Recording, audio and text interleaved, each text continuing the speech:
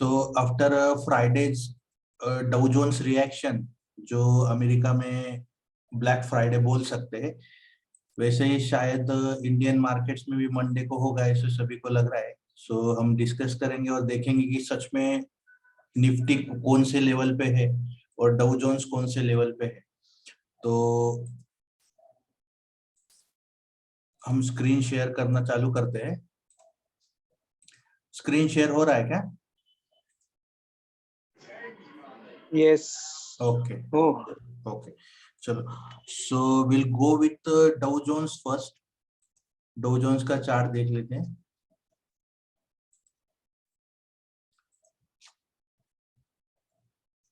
सो ये डाउ जोन्स का डेली चार्ट है, जो पिछले मीटिंग में भी हमने डिस्कस किया था कि डाउ जोन्स ने यहाँ पे एक हेड एंड शोल्डर बनाया था, जिसका टारगेट अचीव होने के बाद उसमें एक बाउंस बैक आया, वापस फॉल आया, गिरावट, उसके बाद वापस रिटेस्ट करने के लिए डाउ जोन्स उसी लेवल पे आया और बाद में एक क्रिटिकल सपोर्ट ब्रेक होने के कारण डाउ जोन्स में भारी गिरावट देखने को मिली।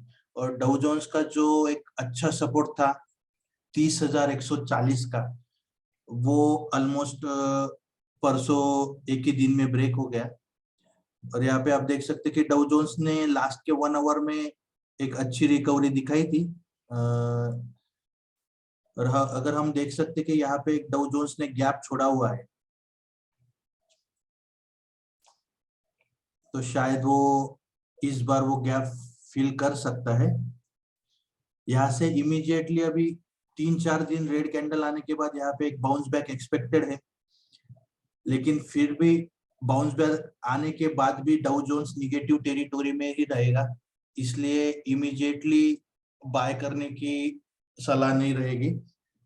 एक बाउंस बैक एक्सपेक्टेड है, उसके बाद वापस फॉल आना जरूर, अब वापस फॉल आ सकता है डाउ जोन्स में। और लेकिन यहाँ पे जो सपोर्ट है, ये जो अपन पैटर्न देख रहे हैं, एक जो जिसको कर्व एंड हैंडल बोल सकते हैं, उस पैटर्न की जो नेकलाइन है, वहां से थोड़ा सा डाउ जोन्स को सपोर्ट मिला था परसों। यहाँ पे आप देख सकते हैं कि वह वहां से थोड़ी सी बाइंग अपॉर्चुनिटी डाउ जोन्स में आई है, लेकिन जब तक डाउ जोन्स यहाँ से वापस इस ट्रेंड लाइन को क्रॉस नहीं कर लेता, तब तक डाउ जोन्स के लिए मुश्किल पीरियड है। और आप यहाँ पे देख सकते हैं कि एक हायर टॉप, उसके बाद एक लोअर टॉप, एक लोअर टॉप और नीचे जाने के लिए डाउ जोन्स रेडी हो गया। और ये यहाँ पे एक जो रेड कैंडल है, वो एक मदर कैंडल की तरह बिहेव कर रही है। तो डाउ जोन्स के लिए अभी सबसे बड़ा रेजिस्टेंस इस कैंडल को निकालना होगा। उसका हाई और लो अगर मार्क करेंगे तो लो हो जाता है उसका 31,030। तो 31,030 के ऊपर जब तक डाउ जोन्स नहीं आता, तब तक वो निगेटिव टेरिटोरी में है।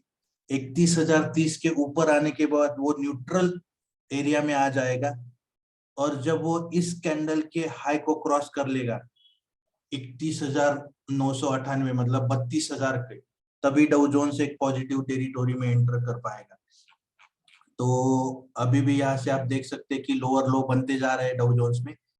हम अगर वीकली चार्ट देखेंगे डाउ जोन्स का, तो उसमें और अच्छी तरह से पता चलेगा कि वीकली चार्ट में भी डाउ जोन्स में भारी गिरावट है, और एक वीक के अंदर एक मदर कैंडल की तरह कैंडल बनी हुई है।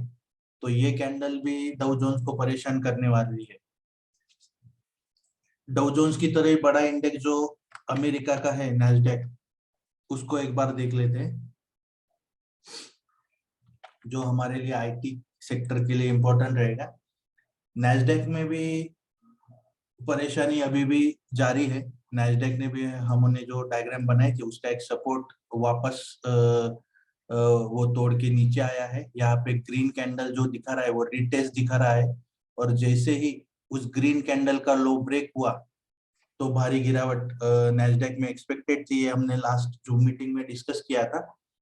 तो उस हिसाब से नैस्डैक रिएक्ट हुआ है। मंडे को भी उसमें प्रेशर जारी रहेगा, क्योंकि अभी तक ये जो पैटर्न बना हुआ है हेड एंड शोल्डर का, उसका टारगेट अचीव नहीं हुआ है। उसका टारगेट लगभग 9,370 है। तो इसीलिए मैं सबको बोल रहा हूँ कि थोड़ा आईटी में वेट कर सकते हैं। जब बीच में आईटी में बाइंग करने की सलाह दी थी, तो अब यहाँ से देख सकते कि ये जो ट्रेंड लाइन है, यहाँ से नैस्डैक बाहर निकल चुका था, इसके ऊपर सक्सेसफुल क्लोजिंग दे पाया था, इसलिए हमने बोला था कि इसमें बाय कर सकते हैं। लेकिन वापस वहां से सेलिंग प्रेशर आने के कारण नैस्डैक नीचे आने लगा, और यहाँ पे आप देख सकते हो कि वापस लोअर टॉप फॉर्मेशन चालू हो गया है। अभी इसमें भी बाउंस बैक एक्सपेक्टेड है, लेकिन ये बाउंस बैक कहाँ तक आएगा, वापस वो रिटेस्ट करने आ सकता है। लेकिन बाउंस बैक आया तो भी इस कैंडल, इस रेड कैंडल का जो टॉप है उसके ऊपर वो जाना मुश्किल है। तो उसका टॉप जो है, उसका टॉप अभी जो 12,750 है, तो उसके ऊपर जाना मुझे नहीं लगता कि वो कर पाएगा। ऐसा मैं क्यों बोल रहा हूँ, आप सोच सकते हैं कि हम लोअर टॉप के बारे में सोच रहे हैं, तो लोअर टॉप यहाँ से यहाँ, यहाँ से यहाँ, और ये जो टॉप बनेगा इसके नीचे ही बनेगा, तो तभी ये पैटर्न कंटिन्यू रहेगा। अगर इसके ऊपर क्लोजिंग दे देता है तो ये पैटर्न पूरा कैंसिल हो जाता है। तो इसीलिए नैस्डैक अभी भी 12,750 के नीचे ही रहेगा। अगर इसमें बाउंस बैक आता है तो भी मुझे लगता है आईटी सेक्टर में हम वेट करेंगे। तो ये तो हो गया नैस्डैक और डाउ जोन्स के बारे में। निफ्टी और बैंक निफ्टी कहाँ पे है वो एक बार देख लेते हैं। सो ये एक निफ्टी का चार्ट है।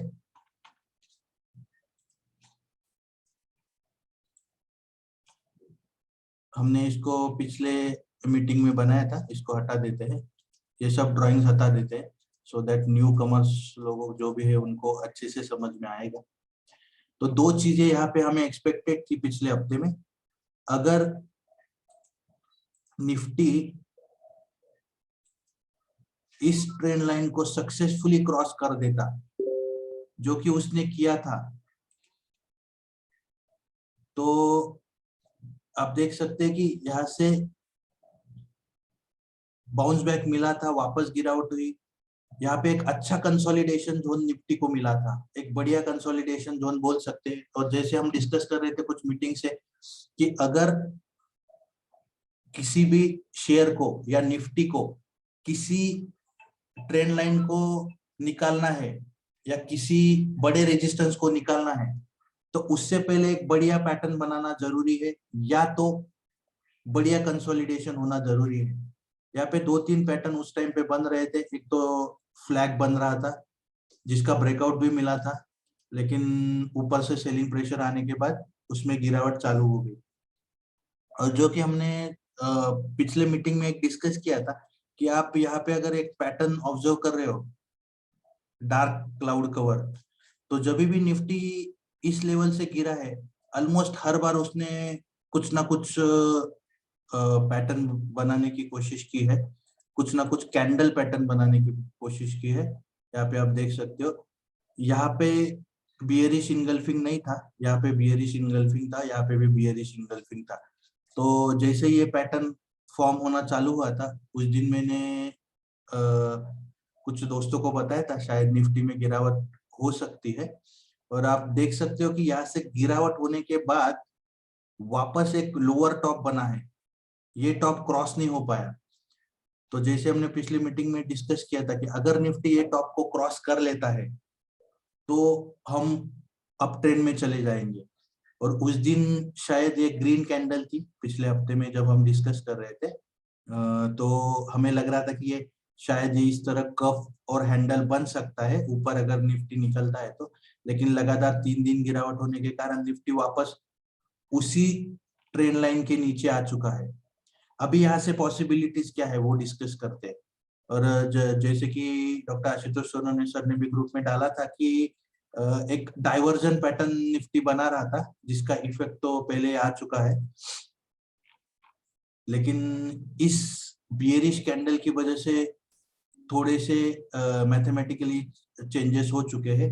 अगर हम देखते हैं कि ये लो, ये जो ग्रीन कैंडल का लो है वो ब्रेक हो चुका है, उसके नीचे वाला ये जो ग्रीन कैंडल है उसका भी सपोर्ट ऑलमोस्ट ब्रेक हो चुका है। उसी सपोर्ट पे अभी निफ्टी है, शायद इसका लो है 17,345 और जो निफ्टी का क्लोज था वो 17,327, तो उसके नीचे क्लोजिंग तो आ चुका है। तो यहाँ पे आप देख सकते हैं कि एक डबल टॉप फॉर्मेशन हो रहा है।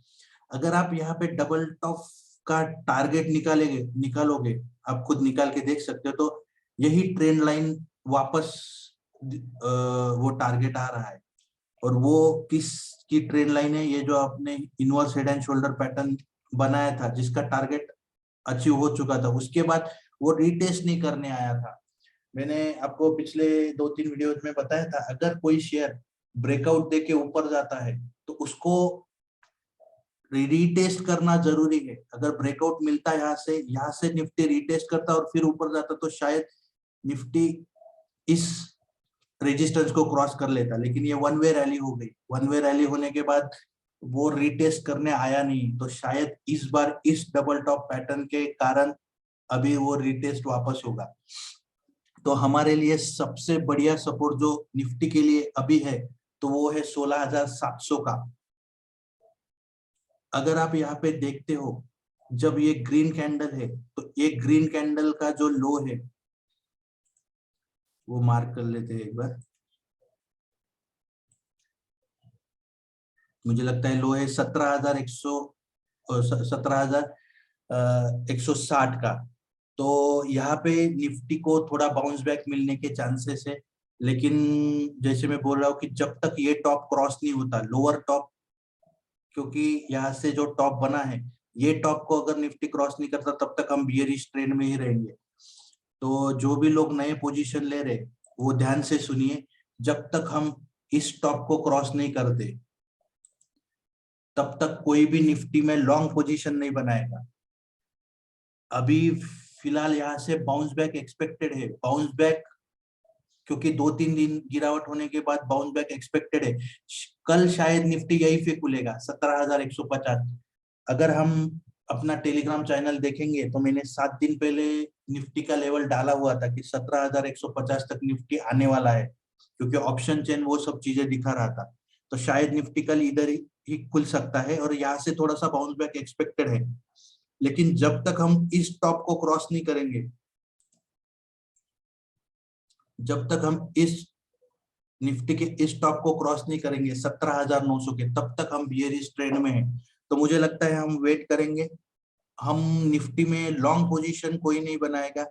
सेल ऑन राइज की स्ट्रेटजी प्रॉफिटेबल ज्यादा हो सकती है। तो आप अगर जो भी F&O ट्रेडर्स है या जो भी इंट्राडे ट्रेडर्स है, अगर आपको उसमें बाउंस बैक मिलता है निफ्टी में, तो आप शॉर्ट पोजीशन ले सकते हो निफ्टी में। लेकिन स्टॉप लॉस आपका ये रहेगा 17,900 का। अगर 17,900 के ऊपर निफ्टी क्लोज दे देता है, तो आपका स्टॉप लॉस हिट हो जाएगा, आपको एग्जिट होना पड़ेगा। कल यहाँ खुलने के बाद थोड़ा सा बाउंस बैक एक्सपेक्टेड है, और जैसे ही कल निफ्टी प्रोबेबली यहाँ खुलेगा, तो ये मदर कैंडल की तरह बिहेव करना चालू कर देगी। कल शायद यहाँ पे एक डाउन ओपनिंग होके ऊपर कैंडल ग्रीन भी बनती है, तो भी हम निगेटिव इसमें ही रहेंगे, निगेटिव टेरिटोरी में ही रहेंगे। तो मुझे लगता है जो भी लोग नए हैं शेयर मार्केट में, जो लोग शेयर्स बाय करना चाहते हैं, वो फिलहाल रुक सकते हैं। पैसा जमा करते रहिए, पैसा जमा करके रख लीजिए, क्योंकि अगला मंथ या अगले 1.5 मंथ में कुछ शेयर्स ऐसे रहेंगे जो निफ्टी फॉल हो रहा है फिर भी ऊपर जाएंगे। फेस्टिवल सीजन है हर साल की तरह।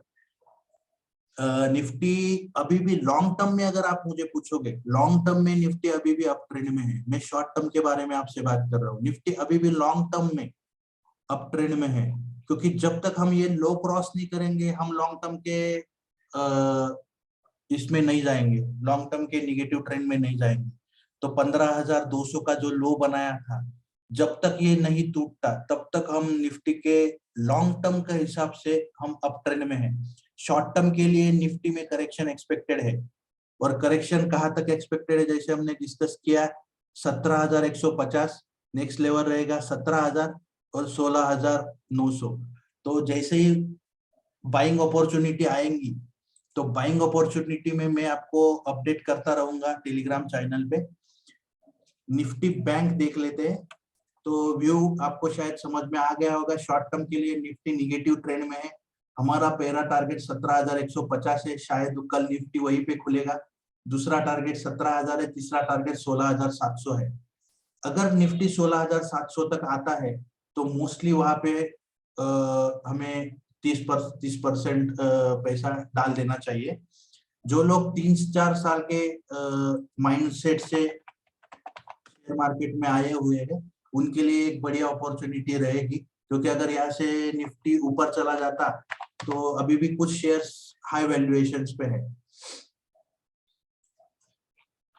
निफ्टी बैंक में जाने से पहले एक बार ऑप्शन चेंज देख लेते हैं निफ्टी का।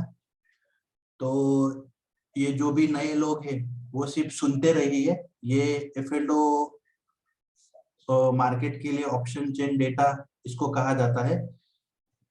इसमें जो कॉल साइड होती है ये हमें रेजिस्टेंस का रेजिस्टेंस दिखाती है, पुट साइड जो होती है वो सपोर्ट दिखाती है। इसका मतलब निफ्टी का रेजिस्टेंस हमें कॉल साइड में पता चलेगा और पुट साइड में निफ्टी का सपोर्ट पता चलेगा। अगर हम क्लोजिंग के हिसाब से एट द मनी वो प्राइस हो जाती है जहां पे निफ्टी क्लोज हुआ है उसके इमीडिएट क्लोजिंग वाला प्राइस। तो इमीडिएट क्लोज वाला प्राइस 17,350 है। तो 17,350 ये हमारे लिए एटीएम हो जाता है।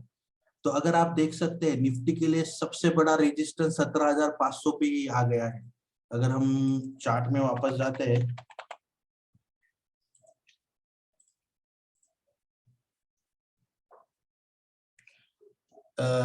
आशुतोष सर, निगेटिव डाइवर्जेंस का टारगेट अचीव हो चुका है। अगर आप देख सकते हो जैसे पहले मीटिंग में हमने डिस्कस किया था कि जहां से निगेटिव डाइवर्जेंस चालू होता है वहां से ही उसका पैटर्न टारगेट सॉरी जहां से निगेटिव डाइवर्जेंस चालू होता है वही उसका टारगेट होता है, और निगेटिव डाइवर्जेंस का टारगेट अचीव हो चुका है। निफ्टी में अचीव हो चुका था, पिछले पिछले मीटिंग में ही अचीव हो चुका था। इस मीटिंग में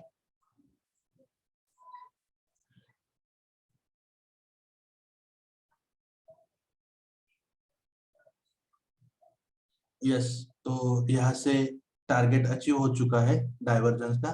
बैंक निफ्टी में देखते हैं टारगेट अचीव हुआ है कि नहीं। 17,500 का ऑप्शन चेन के हिसाब से 17,000 बैंक सॉरी ऑप्शन चेन के हिसाब से 17,500 ही बहुत बड़ा रेजिस्टेंस है। वो शायद इसी कैंडल का जो क्लोज है सॉरी इसी कैंडल की जो ओपनिंग है वही वही दिखा रहा है। और ये जो ट्रेंड लाइन है वो ऑलमोस्ट 17,500 है। तो हम हमारा टारगेट तो अभी ऑप्शन चेन का जो डेटा है ऑप्शन चेन के हिसाब से तो 17,500 ही हमारे लिए बहुत बड़ा रेजिस्टेंस है क्रॉस करने में। पिछले 2 हफ्ते पहले हमारा जो रेजिस्टेंस था वो 17,800 और 17,700 था। अभी जैसे निफ्टी गिरने लगा है तो कॉल साइड पे पोजीशन और नीचे बढ़ने लगी है। तो 17,500 ही अपना रेजिस्टेंस है। तो इस वीक के लिए मुझे नहीं लगता कि 17,500 निफ्टी क्रॉस कर पाएगा 29 सितंबर तक।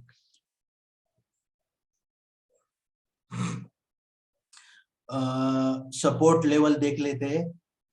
सपोर्ट लेवल आप अगर देखोगे यहाँ पे जो OI है वो इंडिकेट करता है कि सपोर्ट लेवल कहाँ पे है। तो मैक्सिमम OI हमें 17,000 पे दिख रहा है। तो 17,000 एक सपोर्ट लेवल हो जाएगा। 17,200 का जो हमने टारगेट बोला था वेव थ्योरी के हिसाब से 17,150 टू बी प्रिसाइज 17,160, वहां पे थोड़े पुट राइटिंग हुई है। और दूसरा जो सपोर्ट है नीचे ज्यादा कुछ पुट राइटिंग नहीं है, तो मुझे लगता है 17,000 ही एक बड़ा सपोर्ट रहेगा। उसके नीचे एक 16,800 का जो ट्रेंड लाइन है पैटर्न की वही पे एक सपोर्ट है। तो मुझे लगता है कि इस वीक में हम ऑब्जर्व करेंगे। हम ज्यादा कुछ बड़ी पोजीशन नहीं लेंगे। जो एफ&ओ ट्रेडर है उनके लिए मैंने लेवल्स बता दी है।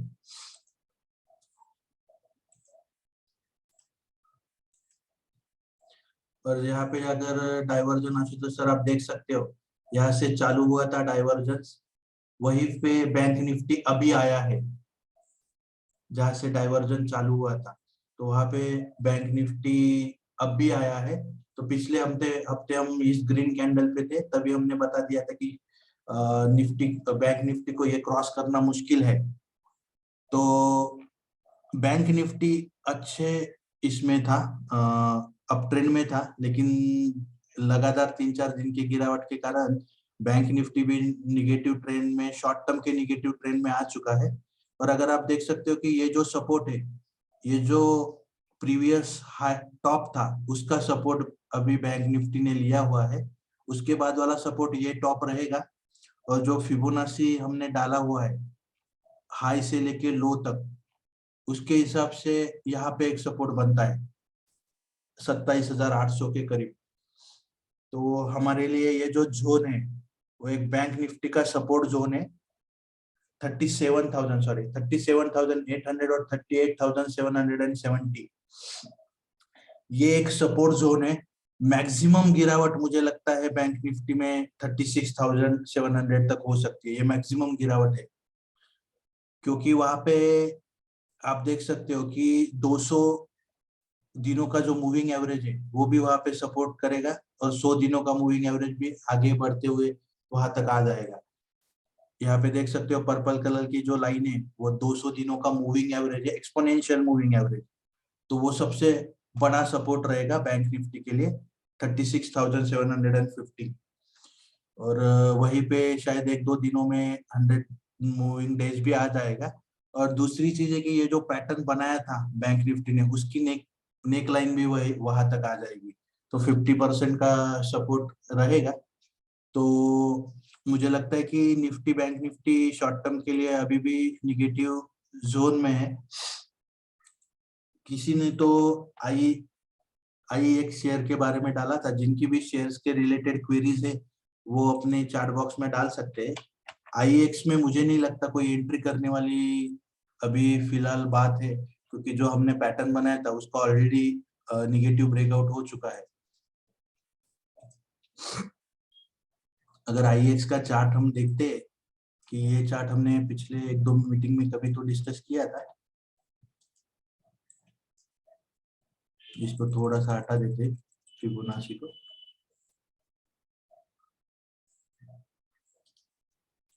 ठीक है, तो अब देख सकते हैं कि आईएक्स ने यहाँ पे गिरने के बाद एक कंसोलिडेशन बनाने की कोशिश की थी। यहाँ पे अगर हम इसको अपने तरीके से मार्क करते हैं, यहाँ पे एक चैनल बनाते हैं,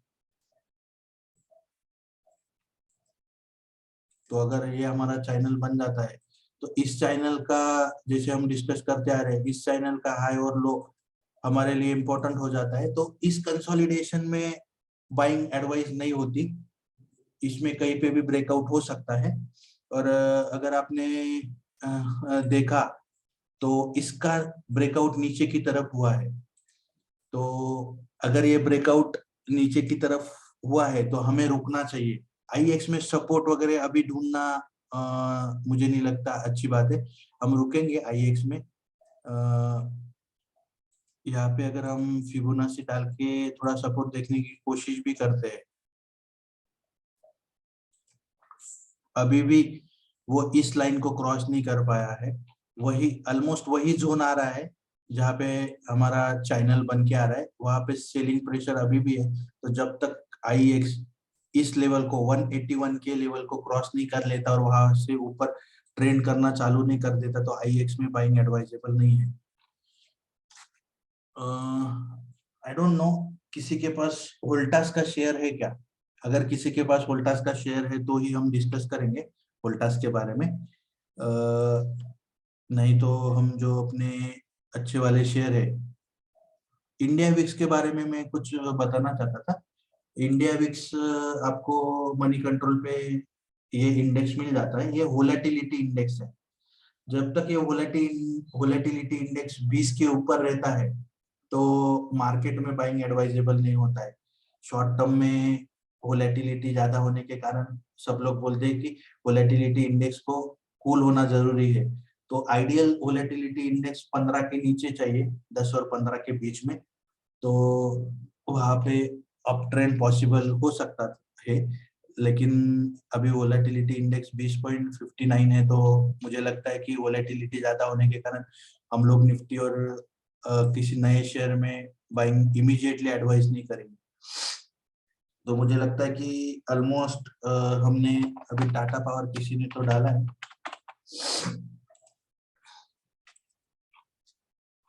टाटा पावर ने ब्रेकआउट देने के बाद वापस निगेटिव ट्रेंड चालू कर दिया है, तो सेल सिग्नल भी आ रहा है। विलियम परसेंटेज आर में एग्जिट सिग्नल मिल चुका था बहुत दिन पहले, और मॉडिफाइड में भी विलियम परसेंटेज आर में देख लेते हैं।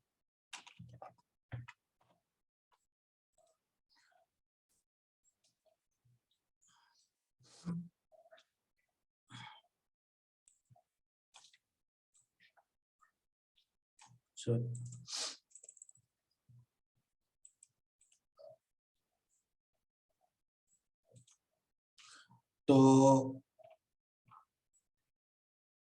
मॉडिफाइड में भी सेल सिग्नल आ चुका था, तो सुनील सर मुझे नहीं लगता कि इसमें कोई बाइंग अभी एडवाइजेबल है। अभी फिर से वो डाउन ट्रेंड में लोअर लो बनाते जा रहा है, और जैसे कि मैंने बोला है, ऐसे शेयर्स में आप इन्वेस्टमेंट मत कीजिए अगर आप ट्रेडिंग के लिए ले रहे हो। यहाँ पे हमने पिछली बार ही डिस्कस किया था कि ये स्ट्रॉन्ग रेजिस्टेंस है, इसको निकाल पाना टाटा पावर के लिए मुश्किल है, ये भी हमने डिस्कस किया था। क्योंकि आप पीछे देखिए, एक मदर कैंडल है, उस मदर कैंडल को निगेटिव करने के लिए बहुत दिन टाटा पावर ने कोशिश की है। ऑलमोस्ट उसके लाइफ के 6 महीने वो उस मदर कैंडल के इफेक्ट के अंदर ही है। तो मुझे नहीं, इसीलिए ये स्ट्रॉन्ग रेजिस्टेंस है टाटा पावर के लिए। तो मैंने उस दिन भी बोला था कि जिनके पास टाटा पावर है यहाँ पे सेल करके निकल जाइए। ऐसे शेयर में मुझे नहीं लगता इन्वेस्टमेंट करना जरूरी है। और मुझे लगता है कि सब लोगों की क्वेरीज, जो भी क्वेरीज होंगी, हम आज संडे होने के कारण बहुत सारे लोग ज्वाइन नहीं हो पाए, तो मुझे लगता है कि जो लास्ट के 3-4 मिनट है उसमें मैं कुछ शेयर आपको बताना चाहता हूँ कि टाटा इलेक्सा है एक अच्छे लेवल पे। टाटा इलेक्सा आ रहा है, ये हमारा एक चैनल जोन है। अगर आपको याद होगा कि एक चैनल है हमारे लिए, इसी चैनल में वो ट्रेडिंग कर रहा है। टाटा इलेक्सा के लिए ये जो एक ट्रेंड लाइन बनी हुई है, इस ट्रेंड लाइन पे उसको एक अच्छा सपोर्ट रहेगा। अगर टाटा इलेक्सा 8,400 के अराउंड मिल जाता है तो 50% बाइंग हम कर सकते हैं, क्योंकि वहां पे 100 डेमा 100 डेमा मतलब 100 डेज मूविंग एवरेज भी कोइंसाइड हो रहा है। और अगर यहाँ से ब्रेकआउट मिलता है तो हम उसमें और बड़ी पोजीशन बनाएंगे टाटा इलेक्सा में। और अभी अगर आप देख सकते हो तो ऑलमोस्ट एमएससीडी में बाय आने वाला है, तो ऑब्जर्व करते रहिए। इसमें हम शॉर्ट टर्म ट्रेडिंग कर सकते हैं टाटा इलेक्सा में। जैसे एमएससीडी बाय आएगा तो हमारे लिए टारगेट जो रहेगा वो 10,000 का रहेगा टाटा इलेक्सा में, 10,600 का। तो ऐसे बाहर निकलने के बाद अगर एमएससीडी बाय दिखा रहा है तो हम उसमें एंट्री कर सकते हैं स्विंग ट्रेडिंग के लिए। लॉन्ग टर्म इन्वेस्टर जैसे शेयर्स में गिरावट होगी तो वहां पे आप बाइंग कर सकते हो। तो मुझे लगता है कि आज सर हम गोल्ड फ्यूचर के बारे में बात करेंगे, लेकिन most of the people gold future में, यहाँ पे जो जितने भी लोग हैं वो गोल्ड फ्यूचर में नहीं डील करते, तो उनके लिए थोड़ा सा डिफिकल्ट है वो सब बातें समझना। तो मैं गोल्ड फ्यूचर का जो चार्ट रहेगा वो मैं टेलीग्राम पे अपडेट कर दूंगा। हम 5 मिनट का ब्रेक लेंगे। नेक्स्ट सेशन में हम डिस्कस करेंगे शेयर्स, जो भी शेयर्स फंडामेंटली हमें बाय करने हैं इस फॉल में, उसके बारे में डिस्कस करेंगे। तो उसी लिंक से हम ज्वाइन होंगे 5 मिनट के बाद। तो जिनके भी कुछ शेयर्स के बारे में क्वेरीज है, जिनके पोर्टफोलियो में अच्छे शेयर्स नहीं है, जो हमने ग्रुप में ऑलरेडी डाला हुआ है, जो 10-15 शेयर्स की लिस्ट हमने दी हुई है, अगर उसके उसमें से आपके पास कुछ शेयर्स नहीं है तो वो भी आप इस फॉल में एक्यूमुलेट कर सकते हैं। जिनका 3 से 5 साल का नजरिया है इस मार्केट में, उनको डरने की जरूरत नहीं है। निफ्टी में कितना भी फॉल आ जाएगा, 5 साल के अंदर ये फॉल हमेशा निफ्टी 5 साल के बाद इसी लेवल के ऊपर आपको मिलेगा। तो जिनका 3 साल के ऊपर जो शेयर मार्केट में पैसा डालने के लिए यहाँ पे है, उनके लिए ये बढ़िया अपॉर्चुनिटी रहेगी। जितना फॉल होगा, जितने फंडामेंटली अच्छे शेयर है उनमें पैसे रखिए। तो हम 5 मिनट के बाद वापस मिलते हैं, हम सेम लिंक से ज्वाइन करेंगे। Thank you.